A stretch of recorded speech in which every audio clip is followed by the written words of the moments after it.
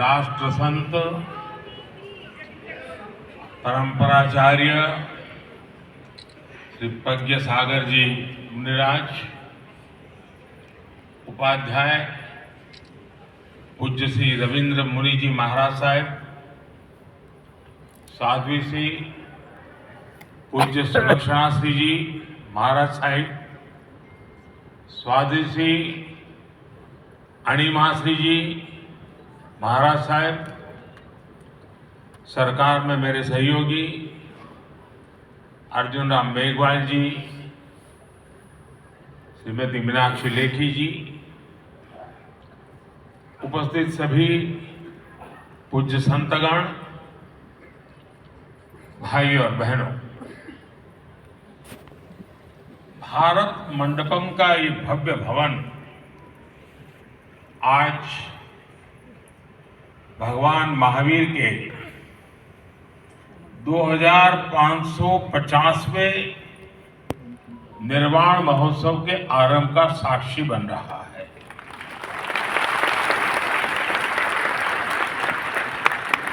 अभी हमने भगवान महावीर के जीवन पर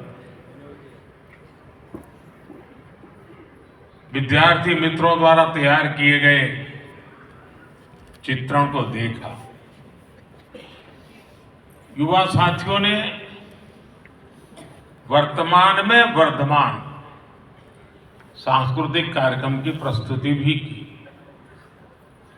हमारे अनादि मूल्यों के प्रति, भगवान महावीर के प्रति युवा पीढ़ी का यह आकर्षण और समर्पण ये विश्वास पैदा करता है कि देश सही दिशा में जा रहा है।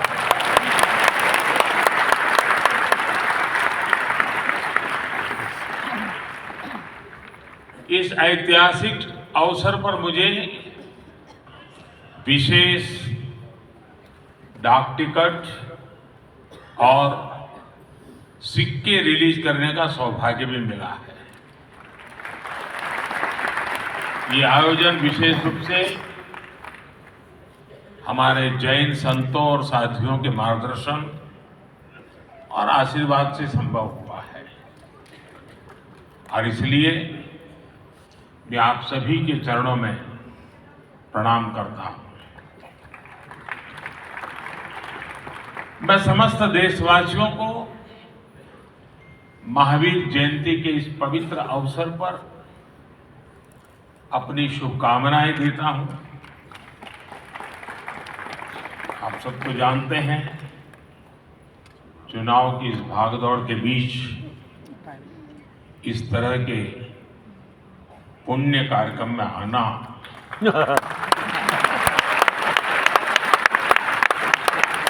मन को बहुत ही शाता देने वाला है।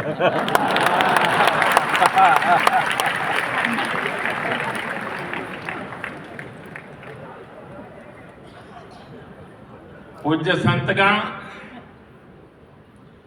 आज इस अवसर पर मुझे महान मार्गदर्शक, समाधिस्थ आचार्य श्री 108 विद्यासागर जी महाराज का स्मरण होना स्वाभाविक है। पिछले वर्ष छत्तीसगढ़ के चंद्रागिरी मंदिर में मुझे उनका सानिध्य मिला था।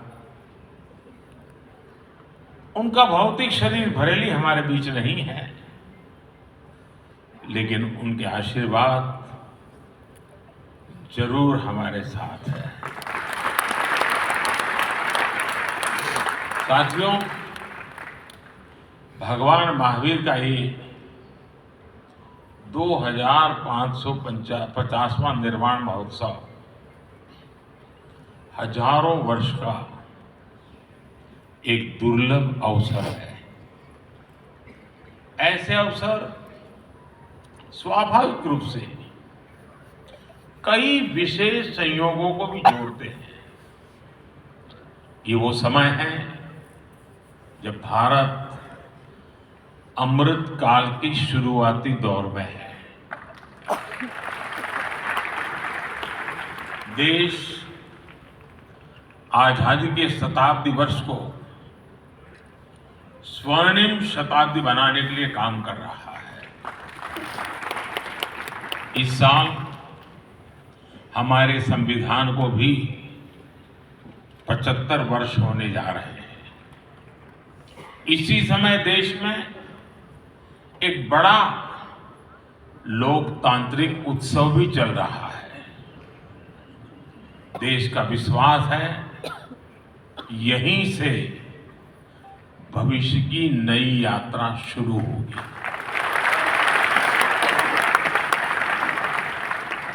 इन सारे संयोगों के बीच आज हम यहां एक साथ उपस्थित हैं।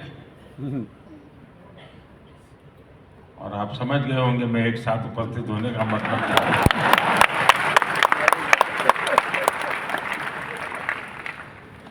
मेरा आप लोगों से जुड़ा बहुत पुराना है।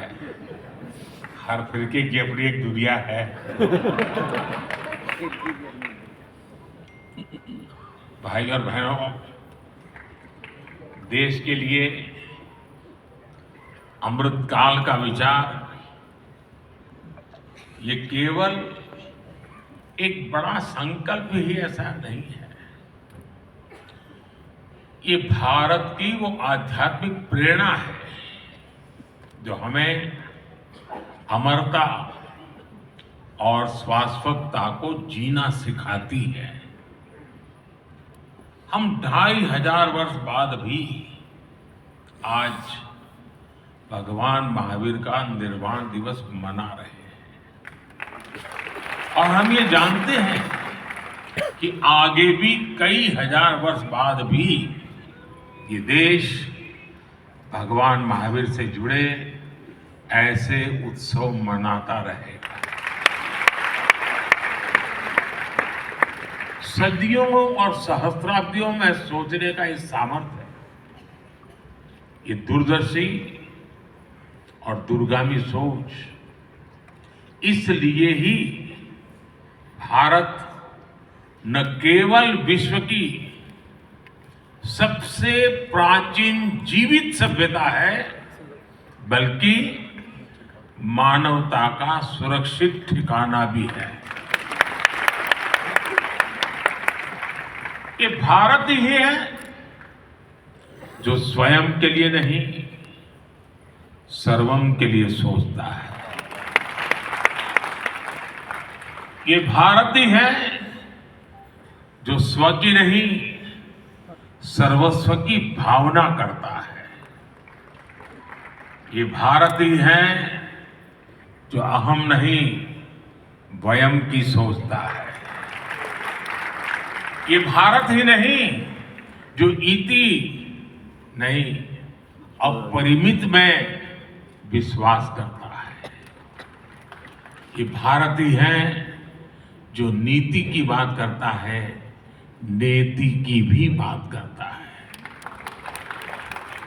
ये भारत ही है जो पिंड में ब्रह्मांड की बात करता है, विश्व में ब्रह्म की बात करता है, जीव में शिव की बात करता है।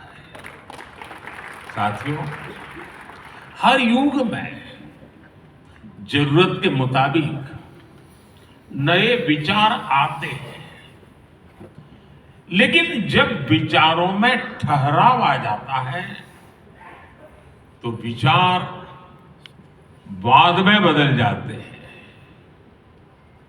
और वाद विवाद में बदल जाते हैं। लेकिन जब विवाद से अमृत निकलता है और अमृत के सहारे चलते हैं तो हम नवसर्जन की तरफ आगे बढ़ते हैं। लेकिन अगर विवाद में से विष निकलता है तो हम हर पल विनाश के बीज बोते हैं। 75 साल तक आजादी के बाद हमने वाद किया, विवाद किया, संवाद किया और इस सारे मंथन से जो निकला अब 75 साल हो गए। अब हम सबका दायित्व है कि हम उससे निकले हुए अमृत को लेकर के चलें, बीच से हम मुक्ति ले लें और इस अमृत काल को जी करके देखें। वैश्विक संघर्षों के बीच देश युद्धरत हो रहे हैं। ऐसे में हमारे तीर्थंकरों की शिक्षाएं और भी महत्वपूर्ण हो गई है। उन्होंने मानवता को वाद विवाद से बचाने के लिए अनेकांतवाद और शातवाद जैसे दर्शन दिए। अनेकांतवाद यानी एक विषय के अनेक पहलुओं को समझना, दूसरों के दृष्टिकोण को भी देखने और स्वीकारने की उदारता वाला, आस्था की ऐसी मुक्त व्याख्या, यही तो भारत की विशेषता है और यही भारत का मानवता को संदेश है। साथियों, आज संघर्षों में फंसी दुनिया भारत से शांति की अपेक्षा कर रही है। नए भारत के इस नई भूमिका का श्रेय हमारे बढ़ते सामर्थ्य और विदेश नीति को दिया जा रहा है, लेकिन मैं आपको बताना चाहता हूं, इसमें हमारी सांस्कृतिक छवि का बहुत बड़ा योगदान है। आज भारत इस भूमिका में आया है क्योंकि आज हम सत्य और अहिंसा जैसे व्रतों को वैश्विक मंचों पर पूरे आत्मविश्वास से रखते हैं। हम दुनिया को ये बताते हैं कि वैश्विक संकटों और संघर्षों का समाधान भारत की प्राचीन संस्कृति में है, भारत की प्राचीन परंपरा में है।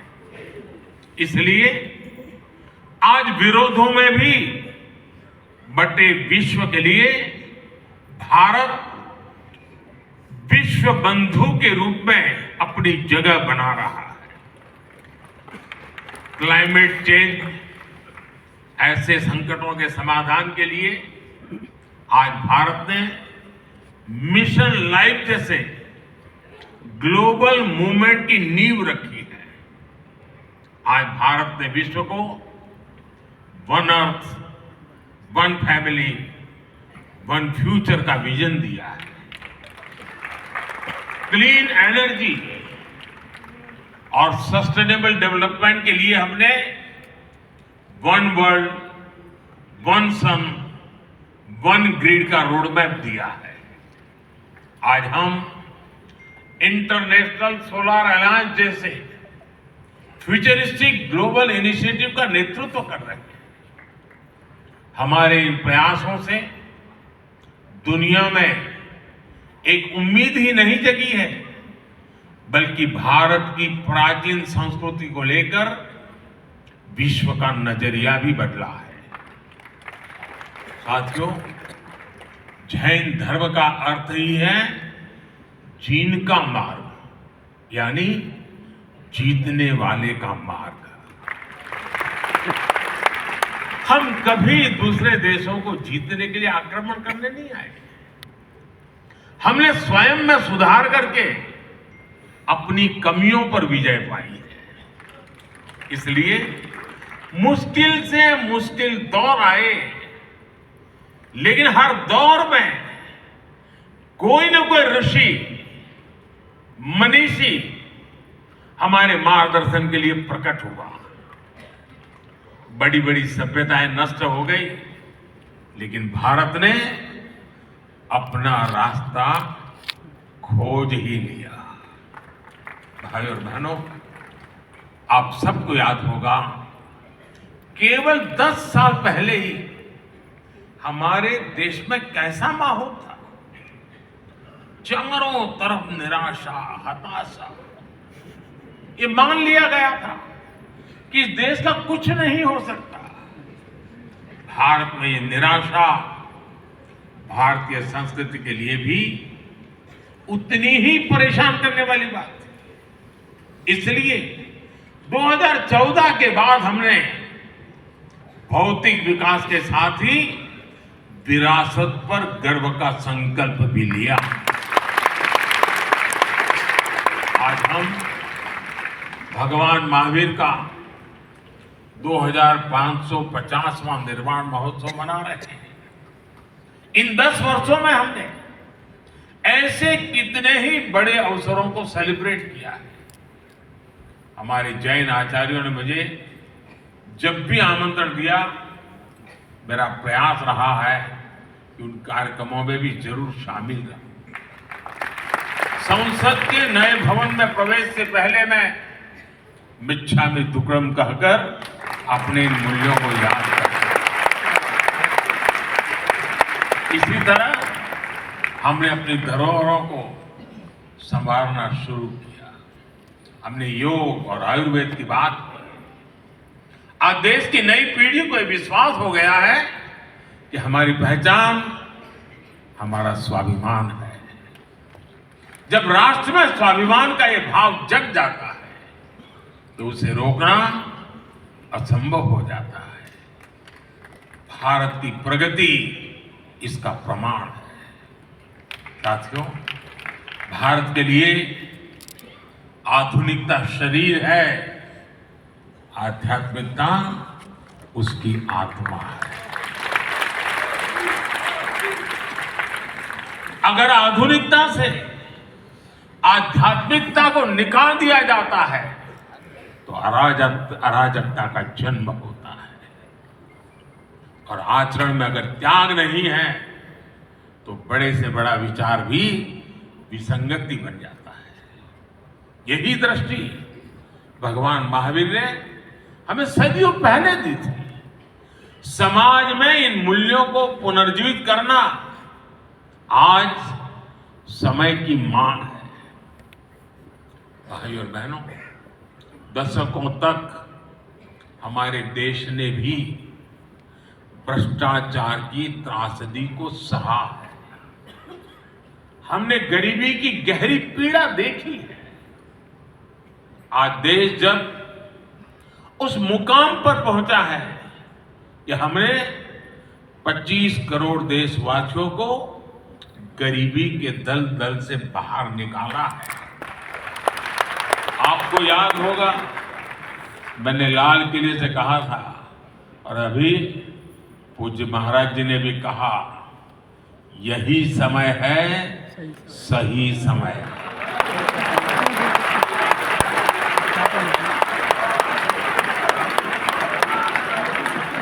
यही समय है कि हमारे समाज में अस्तेय अहिंसा के आदर्शों को मजबूत करें।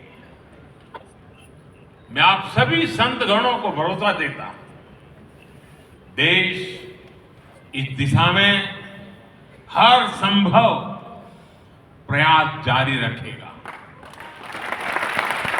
मुझे विश्वास भी है कि भारत के भविष्य निर्माण की इस यात्रा में आप सभी संतों का सहयोग देश के संकल्पों को मजबूत बनाएगा, भारत को विकसित बनाएगा। भगवान महावीर के आशीर्वाद 140 करोड़ देशवासियों का और मानव मात्र का कल्याण करेंगे। और मैं सभी पूज्य संतों को श्रद्धापूर्वक प्रणाम करता हूं। उनकी वाणी में एक प्रकार से मोती प्रकट हो रहे थे।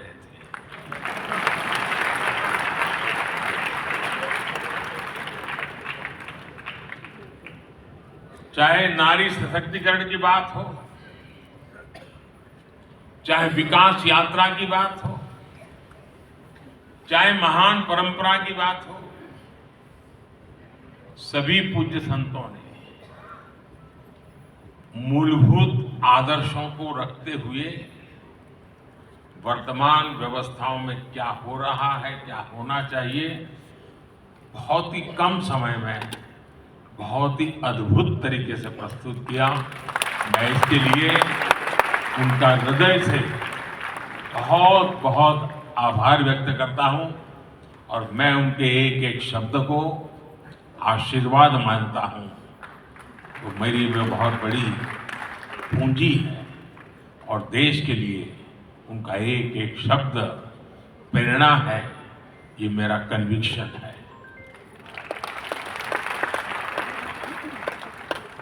अगर शायद ये चुनाव का माहौल ना होता तो शायद मैं भी कुछ और मिजाज में होता।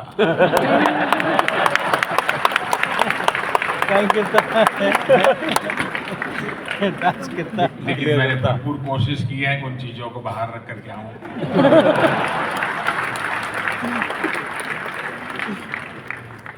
मैं तो नहीं लाया, लेकिन आप जरूर लेके आए।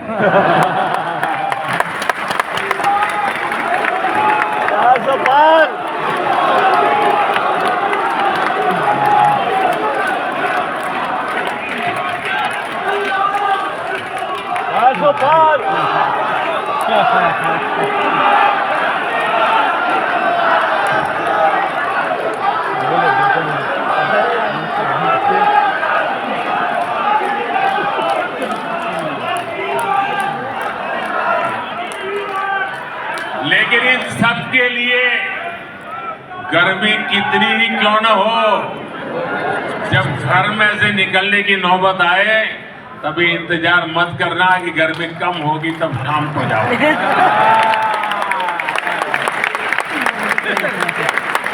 सुबह सुबह ही जाइए। और कमल का तो हमारे सभी संतों महंतों भगवंतों के साथ सीधा सीधा जुड़ाव है।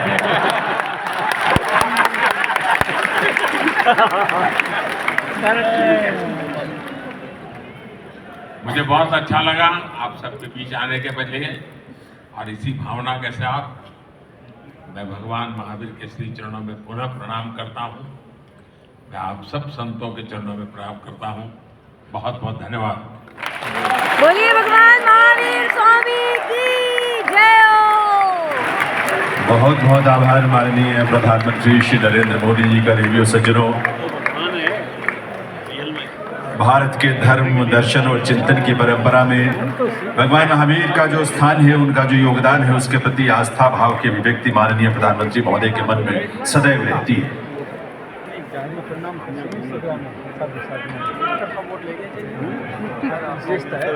वहाँ से